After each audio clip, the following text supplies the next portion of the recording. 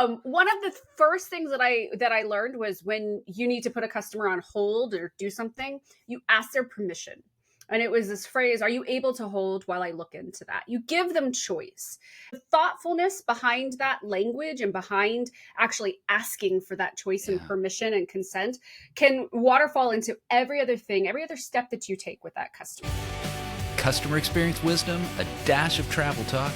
We've been cleared for takeoff. The best meals are served outside and require a passport. Hey everyone, welcome to CX Passport. You actually don't know how excited I am to be recording this episode because today's guest is Sarah Hatter, the creative force behind ElevateCX. And why am I excited? Because of that, because of ElevateCX and all that Sarah's going to share with us. The fact that it's taken us, 4 attempts now, Sarah, to try to make this happen. And we are finally recording this episode, and it's going to be a great one. Yeah, this better be the best episode you've ever done. Sorry to interrupt, but I'm just saying, considering the length you've gone. You can tell. Yeah, exactly. Listeners and viewers, you can tell the difference in how we're going to introduce this, the way we're going to do things, because we are so excited to actually having the opportunity to hit record. I will share with you just a little bit about Sarah, though, like I always do, listeners and viewers. I know that for a decade, she has shaped these spaces where customer experience professionals can truly thrive, offering this blend of live events and online courses. Speaking of ElevateCX, Sarah has created this community that spans 3 countries, connecting CX leaders through masterclasses and live AMAs, and helping them stay ahead in this rapidly evolving field. Her work at Co-Support has been equally impactful, helping both emerging and these established companies enhance their customer support strategies, emphasizing efficient, education-first approaches. Today, we will finally, and I say that with deep sincerity and excitement, get into Sarah's insights on the state of customer experience today, the power of community, and how thoughtful, attentive leadership can drive a company forward. Sarah, I am delighted to say welcome to CX Passport. My gosh, what an intro. I hope I can live up to all of that, but I'm just telling you, this feels like I have made it. I am at the top of my game being on your podcast. This is like, this is really, really fun for me. So I'm glad that we're finally making it happen. What I love about that is there's listeners and viewers out there like, my gosh, is Rick really that exclusive? No, it just was an incredibly difficult path for you and me to get going here. So, I have, and a lot of guests talked about their origin stories. I love hearing those origin stories, and I know the listeners and viewers like hearing them as well. So let's start there. What is your origin story on how you got into customer experience, and what do those early days teach you that you apply today? It's funny. I think I've gotten used to telling the story so much that I feel like everybody's heard it, but it's still surprising to people. I am a tried and true customer support veteran. My very first job when I was 15 years old was actually working in a call center. Do you remember? I mean, you're old enough to remember when you'd watch TV and there'd be that blue screen. They're selling stuff to you, and it's like P.O. Box ... or call 1-800. Oh yeah, remember those? Shipping and they always seemed $13. Yeah, and it was always like in the same couple of cities. Way back in the day in America, those places were, logistical centers that had call centers attached. And that was my first job, answering the phone for people who were buying ShamWows and like Kaido Slim online. Excuse me, not online, on the TV or radio. We would even have different... There was no online. There was no online. This was like way back in the 90s, right? We would even have little buttons that told us, the way that on the buttons, if it was a red button, it was from TV. If it was a blue button, it was from the radio. They were calling from the radio. So, So, I mean, that's a weird thing to say, considering where my career trajectory took me. But I think it served me very well, right? So I did that for a long time. And then when I was 19, 20, living in Northern California, I got, looped in with a bunch of my friends doing cool shit on the new internet, and would do little things like write their documentation for them or help them with customer support emails because, I had that background. And then before you know it, I'm working for a startup, one of the very first SaaS cloud subscription companies. And in 2011, I left to start Co-Support, which was my customer experience consultancy. And at that time, I mean, we can look back on that time and just be like, my gosh, what a rocket ship we've been on. But back in 2010, Right. 2011, there were not people talking about CX like we do so freely and so effortlessly, excuse me. And we also don't have to explain people anymore. Like, we don't have to explain to them anymore what this stuff means, right? Or the processes involved, where I certainly had to, which is why I had the entire consultancy. So yeah, that's what that is. I've been doing that for about 12 years now. And then in 2012, we also started ElevateCX, which is our live in-person conference that we do 2 to 3 times a year. So we've been doing that as well for 12 years. My gosh. It's really, time does flying. fly here a little bit, doesn't it? It really does. Hey, I want to. The fact that you started at that type of role, I think, is so valuable. Yeah. There's Yes, so me many too. folks who are in the CX space that have not had that actual customer facing role. For me, it wasn't phones. I worked in a grocery store. I worked on the front line of retail at a clothing store. If you remember the brand Structure. Oh, yes. In the malls way back at the Men's same time, Express. you were probably getting the 800 phone calls. That's right. It was meant, and it had a little cut through between Express and Structure. I recall. And so if you haven't had that frontline experience, you don't necessarily appreciate it. And it may not be fair. People can learn their way into it. But thinking back to that, you said 15, 16-year-old self, what are some key lessons from then that you're saying, all right now, this is what I take forward in customer experience today? I'm telling you, there are things that I still say and do that I learned in my training when I was 15 years old for my very first job. That is not a joke. and things that I have, especially when it comes down to writing macros or scripts or knowledge, documentation, stuff that is still in my brain. One of the key things that I have always stuck to, and I always train people on when we coach and train, CX teams that are on the phones. Phone training and like phone skills has really gone downhill since 1996. Let me just tell you. One of the first things that I learned was when you need to put a customer on hold or do something, you ask their permission.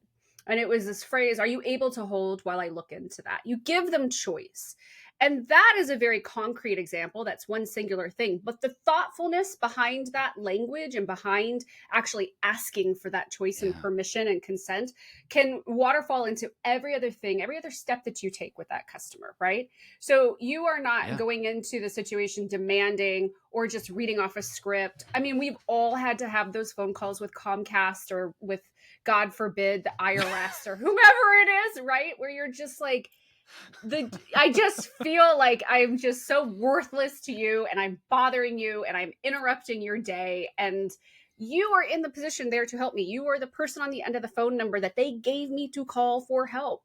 So shouldn't the interaction be teamwork, and shouldn't it be, shouldn't there be at least a perception that you're on my side and that you want to help and you're willing to help and you're going to do that thoughtfully and efficiently. So that's one of the big key ones is in any kind of written language, and especially on phones, I'm very, very, very serious about like how we present ourselves as being that champion team member to the person who's calling, which is like a small thing, but again, it's a waterfall effect. This is your captain speaking. I want to thank you for listening to CX Passport today. We've now reached our cruising altitude, so I'll turn that seatbelt sign off. While you're getting comfortable, hit that follow or subscribe button on your favorite podcast app so you'll never miss an episode. Love it if you'd tell a friend about CX Passport, leave a review so others can discover the show as well. Now, sit back and enjoy the rest of the episode. And what's great about that is you've given that customer agency in that point, and they feel like that they're, if not the words in control, like there's some power shift that's between agent and customer, but you've let them feel like they're a part of the solution, that this is not no longer a combative situation, but actually they have a role to play in moving it forward. And that brings that teaming together that you're describing. Yes. Okay, you said something in there that triggered a question that I want to ask you, and that is, you talked about, training is not quite what it was before, right? And we've seen the evolution of this customer experience industry. It is simply not a pretty picture out there right now. there are teams that have been decimated. There is a perception around customer experience. You've even talked about this concept of price gouging of salaries in the Yeah. CX space and what that means. Tell me a little bit more about what you're seeing out there, especially that price gouging phrase. Yeah.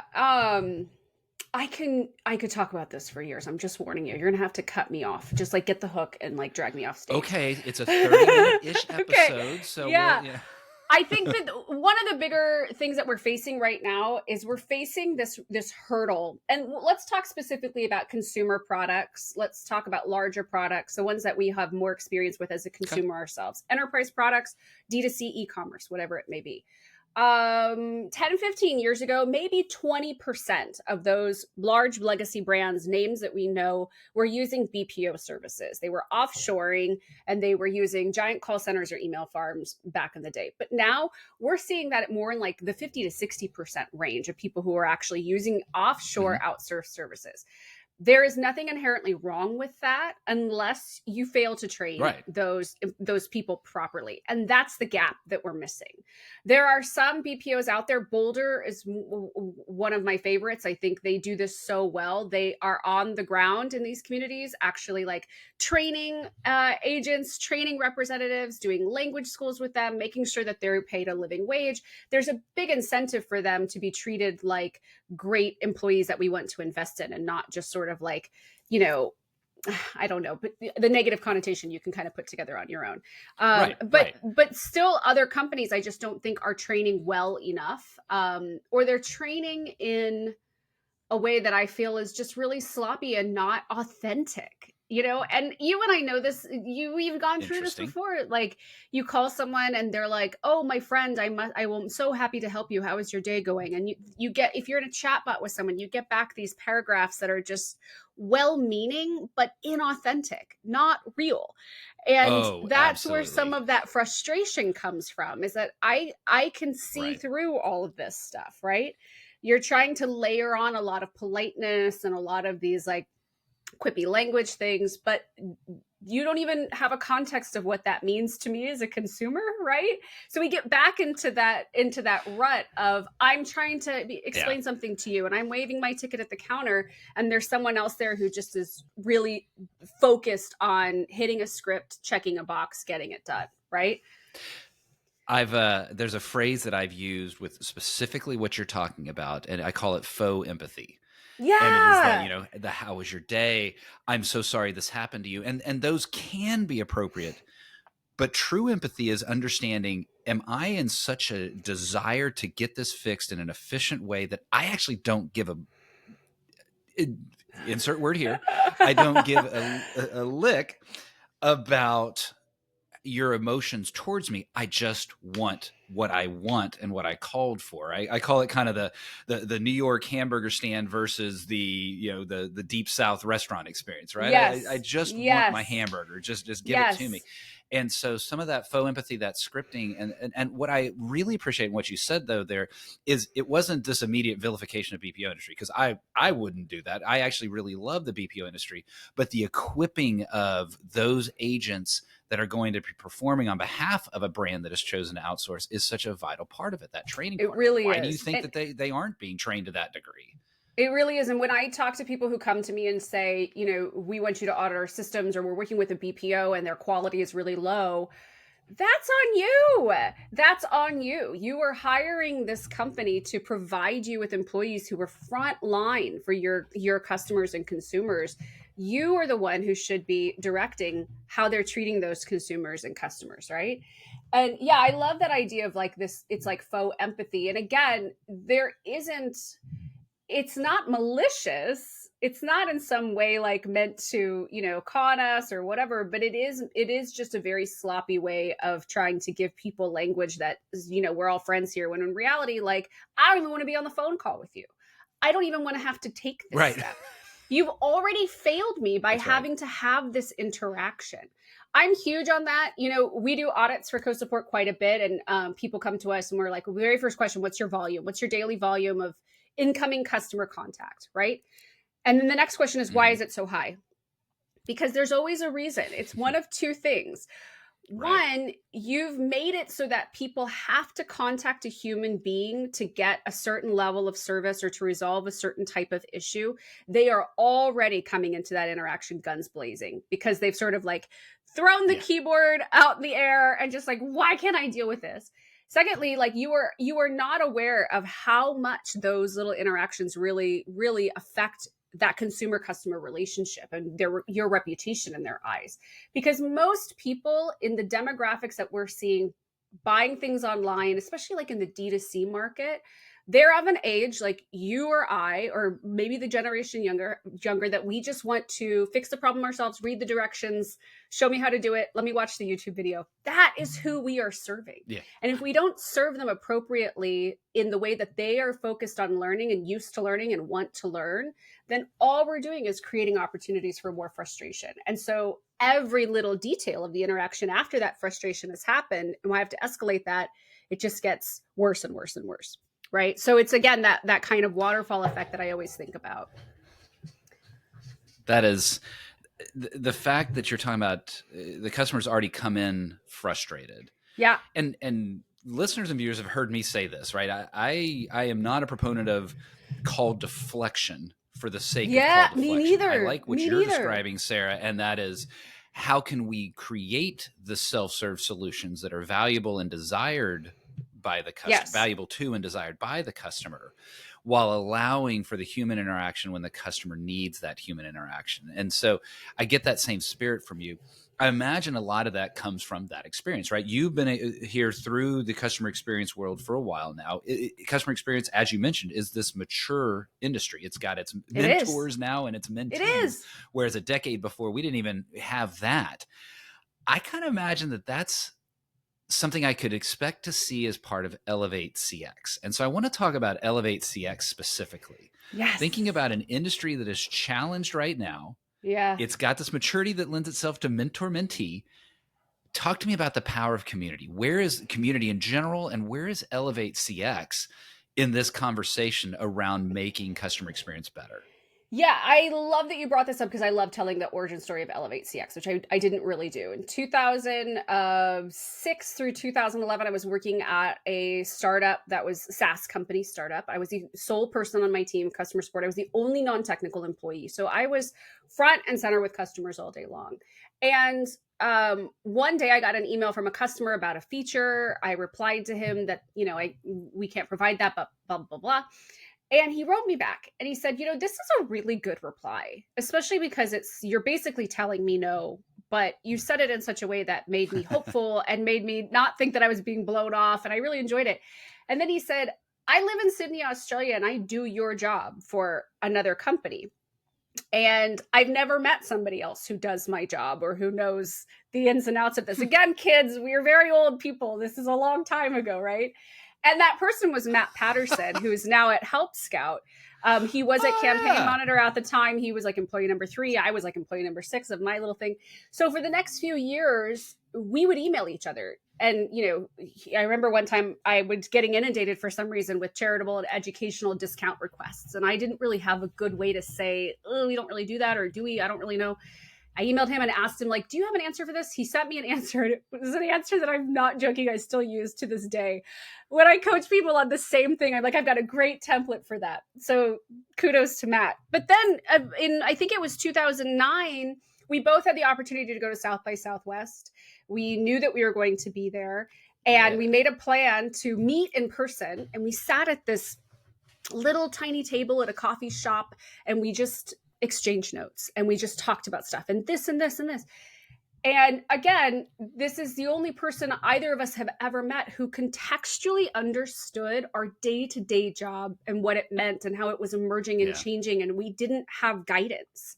And yes, you can look back and say there was the Disney Institute and Jeannie Bliss, but those again are people in the hospitality industry or working with call centers or these large legacy brands, not I have 20,000 customers for a cloud-based SaaS product. Completely different worlds, right? So when I started my consultancy, I went on a solid year of hitting every single tech conference, every single interview, every single thing. And I was exhausted. And I remember saying to a friend of mine, first of all these conferences suck. They're all the same. They're all doing the same stuff. It's greasy pizza boxes. It's a stupid t-shirt you're never going to wear. Sometimes it's a tote bag, it's like whatever. And then on the flip side of that, I had about a year of just thinking to myself, I cannot be the only person talking about this. It can't just still be me and Pato on the other side of the world, the only voices interested in this. So we decided to do this conference and really reached out to every cool brand that we could think of and our friends and people that we knew and just like, do you have an intro here? And we decided to put together this day of like customer support and success people. Let's talk about what we know and give each other tips. I did not expect, number one, that anyone would show up or buy tickets. Number two, I didn't expect we'd sell out almost immediately. I didn't expect that standing there in the room with 300 people at this event, people would be asking, when's the next one? Can I talk at the next one? Have you heard of this person's story? So it was a very organic and natural sort of evolution of going from, I know there's other voices out there and I want to showcase them, to suddenly I have a platform to showcase them and I want to continue to do that as much as possible. I used to tell people all the time, like it was kind of my mantra, that I wanted to put myself out of business as far as being the fixer to come in and like deal with your SaaS company, bad CX. And I did that in 12 years time. We've done over 46 events in 3 countries, every state that you can think of that has good catering at a hotel somewhere. And, we're doing 2 more events this year, one in London in November and another in Denver in September. So the more that we do these events, regardless of what's happening in the economy, what's happening on the CX side of things, there is a huge demand for it from our industry. And, we recognized last year when the layoffs started happening very indiscreetly that maybe we needed to offer some more online content. So we dove into that pretty heavily. So now we do live masterclasses every other Friday, plus our podcasts, plus a lot of evergreen online content. But we are still committed to doing in-person events, large or small. I think people need it and they want it and they desire it. And they want to find ways to make it happen, especially when you're out of work and you're looking for better networking opportunities. As well as I do, in the CX industry, the best roles out there are ones you find out through friends or the references that you get through friends or for people in your network. So we're really dedicated the past calendar year and obviously going on, we've been really dedicating ourselves to becoming a resource for people who are out of work or who are looking to find new work or new roles in the CX industry, and also broaden what that means. So we are not just a tech heavy conference or community. We're now seeing a lot more people in the e-commerce and retail world join. We're seeing a lot more people in private industry join. We have people who come from the White House communications office. That's so weird to say out loud, but they deal with customers too. Right. So so that's just kind of how it's evolved. We continue to see more and more and more and more as years go by that people's desire and need for community increases. It has never waned, and it is never going to, I think, be something that is not essential to someone's career path.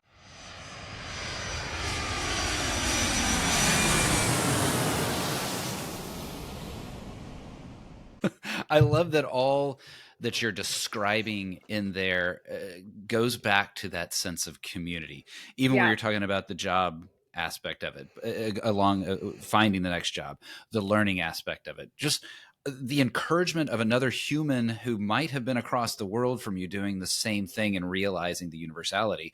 And it's that across the world that inspires me to say, hey, you and I need to stop down here. Sometimes that travel can wear us out. And I'd like to invite you into the first class lounge to take a little break right now. We'll move kind of quickly here, but we'll have a little bit of fun too. What is a dream travel location from your past? Oh, New Zealand for sure. I mean, I've been very, very lucky to like go everywhere in the world that I want to go. But New Zealand, I've been a couple of times. As you can tell, if you're watching the video of this, my background is a lot of nerdery related to Lord of the Rings. So I've, been to the Shire. My mom and I actually did a road trip where we drove from Auckland all the way to Wellington and did the entire North Island. It's a ridiculous place, but I highly recommend it if you get a chance to go or have 2 weeks left of Your life, you spent it in New Zealand. It's the place to be. Well, that's kind of a dark ending there, but yes. I know. I didn't mean it like that. I don't know how that came out. Yeah. It's the last thing you do. If you have 2 weeks, if you have 2 weeks, regardless of the motivation behind it, Sarah, not only are the objects behind you, so is the feline off your right shoulder there. What is your cat's name and why? My cat's name is Pippin. He's named after the Hobbit from Lord of the Rings. Pippin is my favorite Lord of the Rings character. There you go. We can go on and on about it, but obviously it's just there you go. For a ragdoll.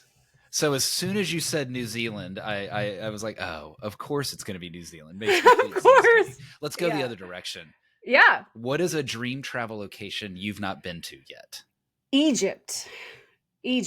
That's on my list. Yeah. My family and I, we actually had a trip booked for this Christmas. We were going to do a Nile cruise and have decided, just in the realm of, political thinking, we're maybe not going to go this year, but it's one of those places where I feel like I'm a student of history always. I think that the best decisions and thoughts come from seeing what other people did and kind of tweaking it to be the best version for you. And that comes across in a lot of the work that I do and a lot of the mentorship I do is asking about what is the historical context of this thing. And so obviously I'm really drawn to places like that, or Greece for the same reason. That's one place I've never been. Look, you just adding. Yeah, I could just I could go on and on.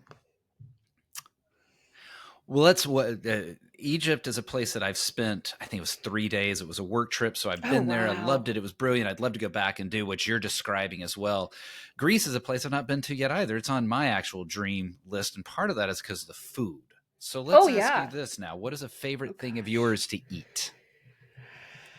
Gosh, you are really getting to the core of me right now, aren't you? These are the deep questions, right? Yeah. Yeah. I have weirdly disordered eating, and that like there are things that I especially at home, I'm just really consistent. I like to do the same thing every time. It's one less decision that I have to make every day.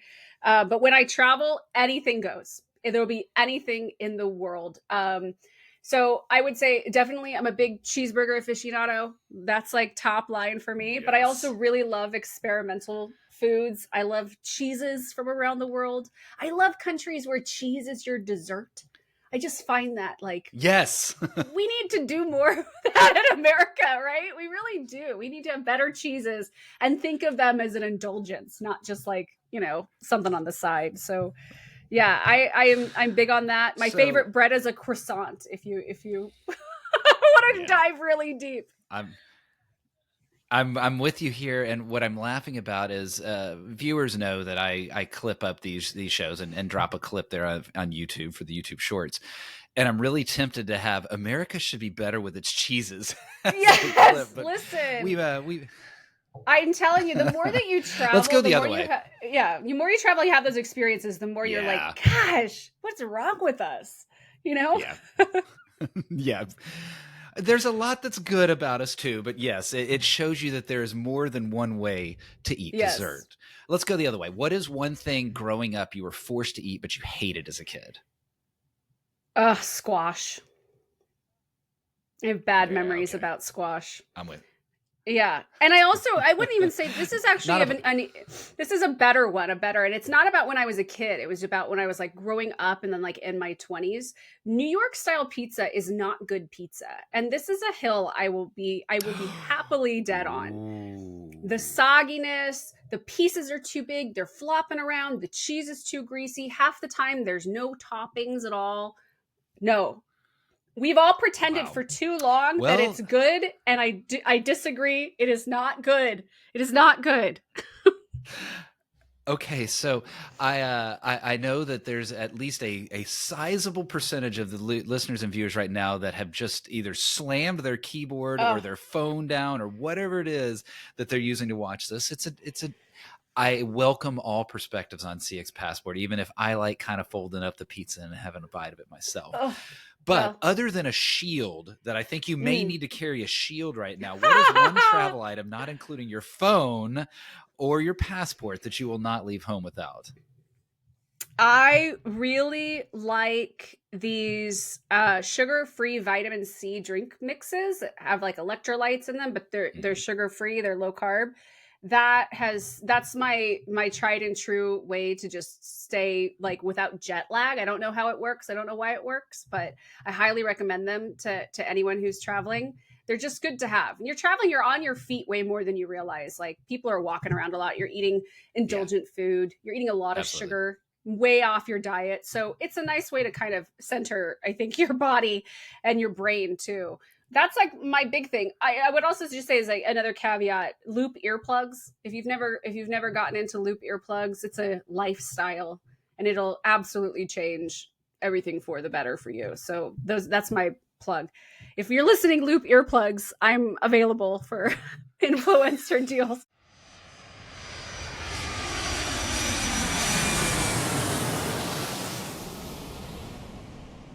My gosh, Sarah. Okay, well, I'll reach out to them and maybe we'll see Yeah, about please. a deal. But Or I just love to get someone from their team to speak at my event. That's another thing I'm always thinking about too. If you're a cool brand like that, and you want to speak okay, at I Elevate, like please that. get in touch. You actually, Sarah, you did say that when you were mentioning how did you get started. You're like, oh, I just picked cool brands, and I Yeah. like that approach. It makes at least it's going to be kind of a fun conversation there on the floor. Speaking of fun conversations, I don't know if you're looking at the timer. I just looked at the timer and holy cow, we are out of time. But there's a specific thing that I want to ask you about, and it goes back to that front line. So let's close out with this. Okay. And it goes to this evolution of customer experience. So many companies talk about being customer first, and they have their platitudes and they have their signs on the wall. And yet they still go and ignore and underfund specifically the customer facing front line, whether that's the Yeah. retail store, whether it's the agent on the phone. I want to go the other way. What are some stories and examples out there of companies that you see doing it right today? Gosh, we don't have time for this, Rick. You should have asked me this instead of the cheese story. I would say I'll give you one example of a recent one that I think everybody can learn from. It's a D2C brand. They're an influencer brand named Crew, Krewe, like the Mardi Gras float. They sell sunglasses, pretty Okay. high end sunglasses. They're not of a Luxottica brand, so they design and source and everything. And it's sunglasses, right? How hard can it be? Well, every time I've had to contact Well, them or anytime I've had a question, one time, they use that like forgotten cart or cart recovery programs. They send me a text and they're like, "Oh, this is still in your cart." And I was like, I love that they texted me because that's my preferred way of communication. And I clicked the link in the text and it brought me to my cart with my thing in it still. I wasn't even logged in and I bought the things. So fast forward a year, I broke this pair of sunglasses. It was completely on me and they were repairable. But given that they are not a Luxottica brand or a prescription eyewear, I emailed them and said, "What do I do? This is totally on me. I'm willing to pay for the repair. Or do I just replace it?" And instead of getting back an autoresponder telling me I'll get a response in 3 to 5 business days, and instead of getting back nothing or something that was, "Hello, my friend, I am so sorry to hear about your fill in the blank, what did you do to screw up your life yeah. situation. I am happy to help you," right? They actually sent me back an email that started with, "No worries, Sarah," and included the Hmm. information about their unlimited lifetime warranty, no questions asked. All I had to do was send a picture in. They Hmm. sent me a shipping label, and it was bump, bump, bump, bump. And 2 weeks later, I got a new pair of sunglasses. Couldn't believe it.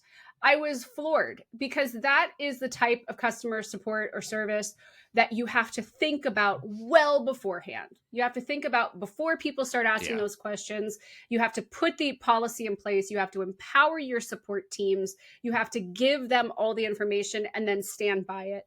And if that means that people, quote unquote, abuse the system, which again is not a good Mhm. enough excuse to not do these things, then you figure out ways to, work with those in particular customers instead of criminalizing your entire Right. consumer base.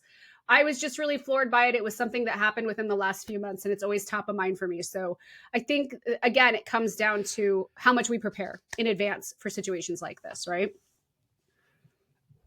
I'm really glad you shared that story, and I want to end there because it hits on one. It's just good, yay, happy. Yeah. Let's end on a positive because there were some Right. elements of darkness even earlier in the episode. The ending there. The other part is it hits on a couple of things that I really, really love, and that is process and execution. What you just described, you said it. It had to be planned out ahead of time. There was a plan. There was a possible use case, if you want to use that phrase, and what is the process that's going to be handled inside of it. And instead of it being a policy, it's scripted to your point of the words.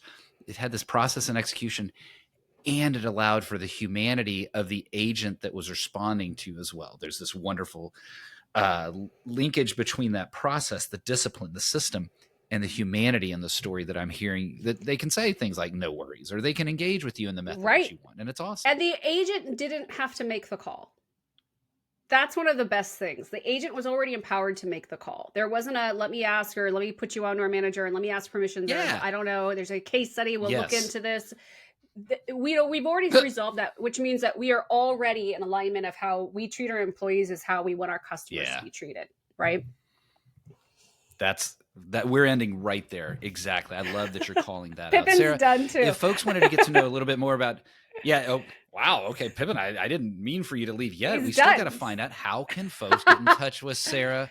Sarah, if they want to get to know about you, more about ElevateCX, more about co-support, what's the best way for folks to get in touch? Well, I've been on the internet for 100 years. I'm highly Googleable, but you can also go to ElevateCX.co. You can also find us on LinkedIn if you're into that. We just started a group so that people can notate their membership in ElevateCX as part of their LinkedIn resume. But join our Slack channel. Our Slack community is open to anybody who's working in the CX industry, whether you're in niche startup growth stage companies or SaaS or e-commerce or private industries. We'd love to have you. Awesome. All of that we'll get into the show notes, how to get there. And you just click there and get connected. Sarah, what a fun, wide-ranging conversation. Appreciate that. Oh. I'm sad that Pippin didn't get to stay with us until the very, very end, but it was enjoyable to see Pippin and all of the New Zealand and the Lord of the Rings. It was great to finally get this done. Insight. Yes, I'm so glad we were finally able to. Sarah, thank you. Absolutely. Sarah, thank you for being on CX Passport. Thank you so much, Rick. Have a great rest of your day.